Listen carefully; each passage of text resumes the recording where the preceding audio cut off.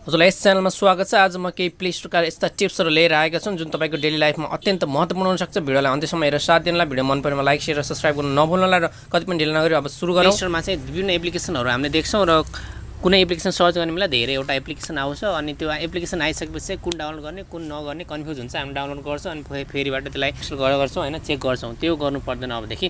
तब हजुरले चाहिँ पहिला आफ्नो प्ले स्टोरमा गएर चाहिँ के गर्नुहोस् भने फर्स्टमा चाहिँ के गर्नुहोस् भने ओके सेटिङमा जानुहोस् अनि सेटिङमा गइसकेपछि जेनरलमा जानुहोस्। जेनरलमा गएपछि यहाँनिर गुगल प्ले इन्स्टेन्ट भन्ने छ। इन्स्टेन्ट भन्नेमा चाहिँ तपाईँले इन गर्नु है, यसलाई अन गर्नुहोस्। यदि तपाईँकोमा अफ छ भने यसलाई अन गर्नुहोस् र अन गरिसकेपछि मोबाइल एकचोटि रिस्टार्ट गर्नुहोस् र हजुरले यहाँ अप्सन के पाउनुहुन्छ भने जस्तो मैले यहाँनिर सिओडी हाने होइन, कल अफ ड्युटी सिओडी यसरी हाने भने के आउँछ तपाईँकोमा चाहिँ ट्राई नाउ भन्ने अप्सन आउँछ। अब चाहिँ यहाँनिर ट्राई नाउ हुन्छ र हजुरलाई एप्लिकेसन डाउनलोड गर्नुभन्दा पहिला चाहिँ एकचोटि ट्राई नाउ गर्नुहोस्। मन परेपछि इन्स्टल गर्नुहोस् नत्र नगर्नुहोस्। होइन भने तपाईँको यसरी सिओडीको इक्जाम्पल दिने बेला चाहिँ तपाईँको 3 GB फाइलहरू यत्तिकै वेस्ट हुन्छ। तपाईँलाई मन परेन भने पछि अनइन्स्टल गर्नुहुन्छ होइन। त्यो चाहिँ एउटा फर्स्ट टिप्स। अब नेक्स्ट टिप्स छ। नेक्स्ट टिप पनि एकदमै गजबको टिप्स छ जसमा हजुरले यदि हजुर प्यारेन्ट हुनुहुन्छ भने है, प्यारेन्ट हुनुहुन्छ भने तपाईँले आफ्नो चिल्ड्रेनको लागि, आफ्नो बच्चाको लागि चाहिँ प्यारेन्ट कन्ट्रोल राख्न सक्नुहुन्छ। जसको लागि हजुरले सेटिङमा जानु होला। सेटिङमा गइसकेपछि फ्यामिलीमा जानु होला। फ्यामिलीमा गइसकेपछि यो प्यारेन्ट कन्ट्रोल चाहिँ यसलाई अन गर्नु होला।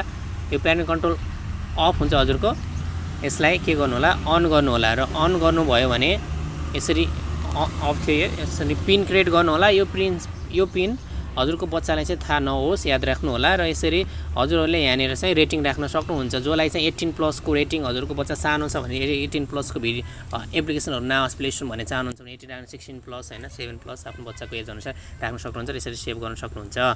र यस्तो भइसकेपछि 18+ का एप्लिकेसनहरू छन् जस्तो खालको एप्लिकेसन एडल्ट एप्लिकेसनहरू चाहिँ तपाईँको प्ले स्टोरमा चाहिँ देखाउँदैन।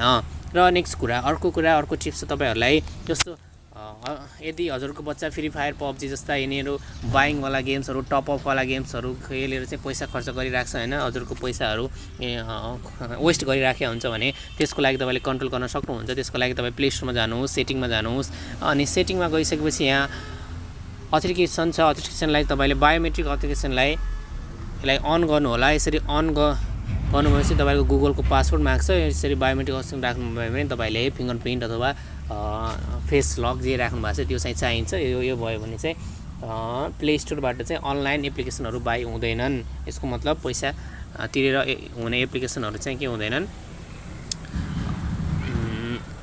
पैसा तिरेर किन्ने एप्लिकेसनहरू चाहिँ किन्न मिल्दैन। यसको लागि के चाहिन्छ, बायोमेट्रिक अथेन्टिकेसन चाहिन्छ है त। यो एउटा एप्लिकेसन रहेको। यस भिडियो सम्बन्धी केही जिज्ञासा तथा सल्लाह सुझाव भएमा तलको कमेन्ट बक्समा कमेन्ट गर्न नभुल्नुहोला र च्यानललाई सब्स्क्राइब गरेर सहयोग गरिदिनुहोला। Thank you. Meet in next video.